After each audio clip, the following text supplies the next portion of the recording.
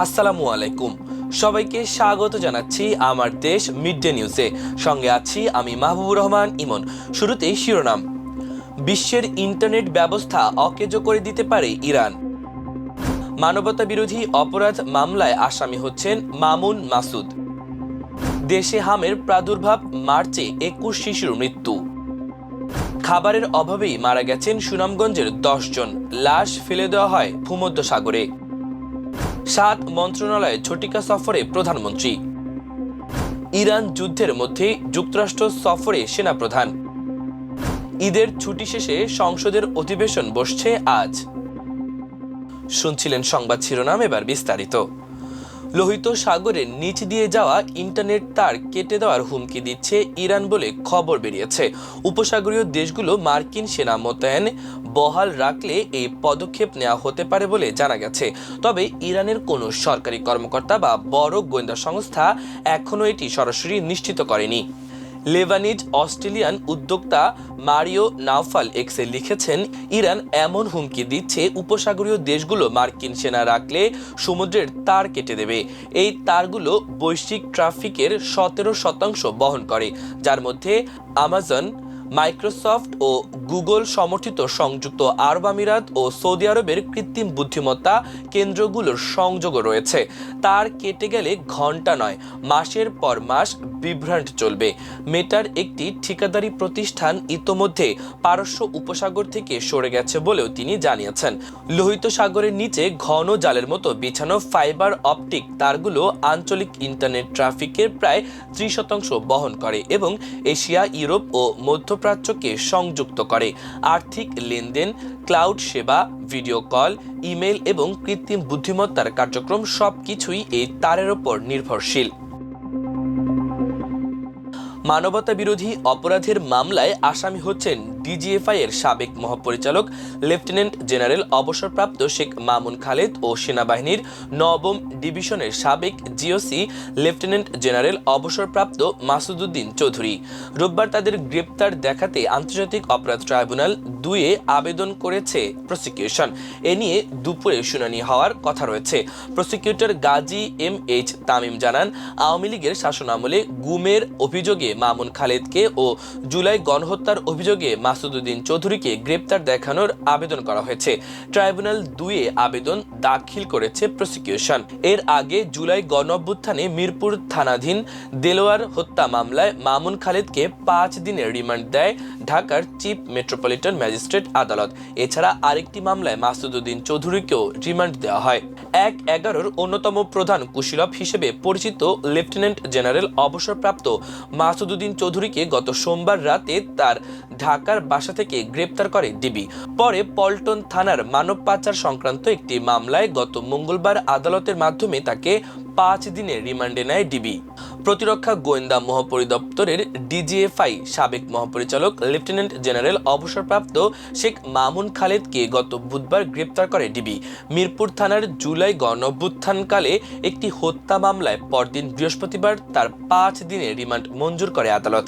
DB হেফাজতে তাকেও জিজ্ঞাসাবাদ চলছে। ডিবি জানান, রিমান্ডে থাকা আরেক সাবেক সেনা কর্মকর্তা শেখ মামুন খালেদকে এখন পর্যন্ত সংশ্লিষ্ট মামলার বিষয়ে জিজ্ঞাসাবাদ করা হচ্ছে। ক্ষমতা ব্যবহার করে অপরাধ করার সক্ষমতা তার ছিল, এসব বিষয়ে তার কাছ থেকে জানতে চাওয়া হবে। দেশে হামের প্রাদুর্ভাব দেখা দিয়েছে। কমপক্ষে 7 জেলায় রোগটি বড় আকারে ছড়িয়ে পড়েছে। শুধু চলতি মাসেই হামে 21 শিশুর মৃত্যুর খবর পাওয়া গেছে। বিশেষজ্ঞরা মনে করছেন, হামের ব্যাপারে যথাযথ মনোযোগ না দেওয়ায় পরিস্থিতি এ পর্যায়ে এসে পৌঁছেছে। শিশুদের হামের টিকা দেওয়ার ঘাটতি আছে। হাম খুবই সংক্রামক, অতি দ্রুত ছড়িয়ে পড়ে। একজন আক্রান্ত হলে তার থেকে 15 থেকে 18 জন সংক্রমিত হওয়ার ঝুঁকি থাকে। দ্রুত ব্যবস্থা না নিলে এই রোগ আরও ছড়িয়ে পড়তে পারে, শিশু মৃত্যু বাড়তে পারে। গতকাল শনিবার স্বাস্থ্য অধিদপ্তরের পরিচালক হাসপাতাল ও ক্লিনিক মইনুল আহসান বলেন, সারা দেশেই কম বেশি হাম আছে, তবে আমরা ঢাকা, ময়মনসিংহ, রাজশাহী, পাবনা, চট্টগ্রাম, যশোর ও নাটোরে বেশি রোগী দেখতে পাচ্ছি। তবে সরকারের সংক্রামক ব্যাধি হাসপাতাল কর্তৃপক্ষ জানিয়েছে, নারায়ণগঞ্জ, নরসিংদী, ভোলা ও পটুয়াখালীর রোগীরা রাজধানীর এই হাসপাতালে এসে চিকিৎসা নিচ্ছে। সাম্প্রতিক সময়ে ঢাকা সহ দেশের বিভিন্ন জেলায় হামের সংক্রমণ দেখা যাচ্ছে, যা জনস্বাস্থ্য ব্যবস্থার জন্য মারাত্মক উদ্বেগজনক। সংক্রমণ ব্যাপকভাবে ছড়িয়ে পড়লে তা নিয়ন্ত্রণের বাইরে যাওয়ার আশঙ্কা থাকে। লিবিয়া থেকে সাগর পথে গ্রিসে যাওয়ার সময় তীব্র খাবার ও পানি সংকটে প্রাণ হারিয়েছেন 18 জন অভিবাসন প্রত্যাশী। ভয়াবহ এই যাত্রায় মারা যাওয়া ব্যক্তিদের মধ্যে অন্তত 10 জনের পরিচয় শনাক্ত করা গেছে, যাদের সবার বাড়ি সুনামগঞ্জ জেলায়। নিখোঁজ ও অসুস্থদের উদ্ধারের পর গ্রিসের একটি ক্যাম্পে রাখা হয়েছে। শনিবার রাতে গ্রিসের একটি ক্যাম্পে থাকা হবিগঞ্জের এক যুবক জানান, গত 6 মার্চ তিনি একইভাবে গ্রিসে পৌঁছান। বর্তমানে তিনি ওই ক্যাম্পে রয়েছেন। সেখানে 27 মার্চ সাগর থেকে উদ্ধার হওয়া ব্যক্তিদের রাখা হয়েছে। উদ্ধারকৃতদের বরাতে তিনি জানান, দালালের মাধ্যমে রাবারের বোটে করে তারা গ্রিসের উদ্দেশ্যে রওনা হয়েছিল। পথিমধ্যে নিয়ন্ত্রণ হারিয়ে বোটটি 6 দিন সাগরে ভাসতে থাকে। দীর্ঘ সময় খাবার ও বিশুদ্ধ পানি না থাকায় অনেকেই অসুস্থ হয়ে পড়েন এবং এক পর্যায়ে মারা যান। পরে তাদের মরদেহ সাগরেই ফেলে দেওয়া হয়। জগন্নাথপুর ও দোয়ারা বাজারের স্থানীয় ইউপি চেয়ারম্যান ও সদস্যরা নিজ নিজ এলাকায় বাসিন্দাদের মৃত্যুর বিষয়টি নিশ্চিত করেছেন। স্বজনরা জানিয়েছেন, দালালের সঙ্গে 12 লাখ টাকার চুক্তিতে গত মাসে তারা বাড়ি থেকে রওনা হয়েছিল। লিবিয়া পৌঁছানোর পর চুক্তির অর্ধেক টাকা পরিশোধ করা হয়েছিল। কয়েকদিন যোগাযোগ বিচ্ছিন্ন থাকার পর রোববার বিকেলে গ্রিসে থাকা স্বজনদের মাধ্যমে তারা মৃত্যুর খবর পান। উদ্ধার হওয়া ব্যক্তিদের মধ্যে 2 জনের অবস্থা আশঙ্কাজনক হওয়ায় তাদের স্থানীয় হাসপাতালে ভর্তি করা হয়েছে। বাকিরা বর্তমানে ক্যাম্পে চিকিৎসাধীন রয়েছেন। সচিবালয়ে কর্মকর্তা কর্মচারীদের সময়মতো উপস্থিত নিশ্চিত করতে আকস্মিক পরিদর্শন করেছেন প্রধানমন্ত্রী তারেক রহমান। রোববার সকাল 9টার কিছুক্ষণ পর তিনি সচিবালয়ে পৌঁছান। সেখানে প্রবেশের পর মন্ত্রিপরিষদ বিভাগে নিজ কার্যালয়ে না গিয়ে সরাসরি বিভিন্ন মন্ত্রণালয় পরিদর্শনে বের হন। প্রথমে তিনি 6 নম্বর ভবনে গিয়ে বিদ্যুৎ, জ্বালানি ও খনিজ সম্পদ মন্ত্রণালয়ে ঘুরে দেখেন এবং সংশ্লিষ্ট কর্মকর্তা কর্মচারীদের সঙ্গে কথা বলেন। পরে একই ভবনের বিভিন্ন তলায় মৎস্য ও প্রাণী সম্পদ, পানি সম্পদ, নারী ও শিশু বিষয়ক এবং প্রাথমিক ও গণশিক্ষা মন্ত্রণালয় পরিদর্শন করেন।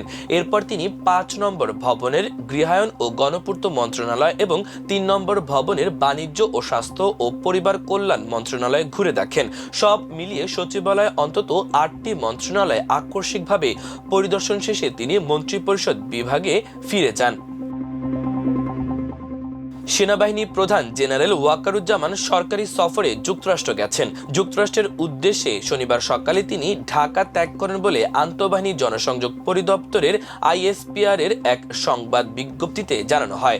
রোববার পাঠানো বিজ্ঞপ্তিতে বলা হয়, সফরকালে সেনাপ্রধান জর্জিয়া স্টেট ক্যাপিটলের উদ্যোগে জাতিসংঘ শান্তিরক্ষা মিশনে বাংলাদেশি শান্তিরক্ষীদের প্রশংসনীয় অবদানের স্বীকৃতি হিসেবে একটি সম্মাননা প্রস্তাব গ্রহণ করবেন এবং সিনেট চেম্বারে একটি বিশেষ লেকচার অনুষ্ঠানে উপস্থিত থাকবেন। এছাড়াও যুক্তরাষ্ট্রের সংশ্লিষ্ট প্রতিনিধিদের সঙ্গে সেনাপ্রধানের দ্বিপাক্ষিক বৈঠকে অংশ নেওয়ার কথা বলা হয়েছে বিজ্ঞপ্তিতে। সেনাপ্রধান এমন এক সময় যুক্তরাষ্ট্র সফর করছেন যখন যুক্তরাষ্ট্র ও ইসরায়েলের সঙ্গে ইরানের যুদ্ধ পুরোদমে চলছে। ঈদের বিরতির পর আজ রবিবার থেকে আবারও শুরু হচ্ছে ত্রয়োদশ জাতীয় সংসদের প্রথম অধিবেশন। আজকের কার্যসূচিতে রয়েছে সরকারি দলের সংসদীয় সভা, পাশাপাশি অধ্যাদেশ সংক্রান্ত বিশেষ সংসদীয় কমিটির বৈঠকও অনুষ্ঠিত হওয়ার কথা রয়েছে।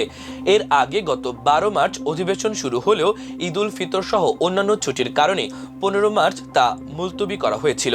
অধিবেশনের তৃতীয় দিনে রাষ্ট্রপতির ভাষণের ওপর আনা ধন্যবাদ প্রস্তাব নিয়ে আলোচনা হওয়ার কথা রয়েছে। এতে সরকার ও বিরোধী দলের সংসদ সদস্যরা অংশ নেবেন। এছাড়া মন্ত্রীদের জন্য প্রশ্নোত্তর পর্ব, জনগুরুত্বপূর্ণ নোটিশ উত্থাপন এবং সেসব নোটিশ নিয়ে আলোচনাও থাকবে দিনের কর্মসূচিতে। সংসদের কার্য উপদেষ্টা কমিটির সিদ্ধান্ত অনুযায়ী এই অধিবেশন আগামী 30 এপ্রিল পর্যন্ত চলবে। প্রিয় দর্শক, আমাদের আজকের মিড ডে নিউজের আয়োজন এ পর্যন্তই। সবাই ভালো থাকুন, সুস্থ থাকুন, আমার দেশের সঙ্গে থাকুন। এতক্ষণ সঙ্গে থাকার জন্য অসংখ্য ধন্যবাদ। আল্লাহ হাফেজ।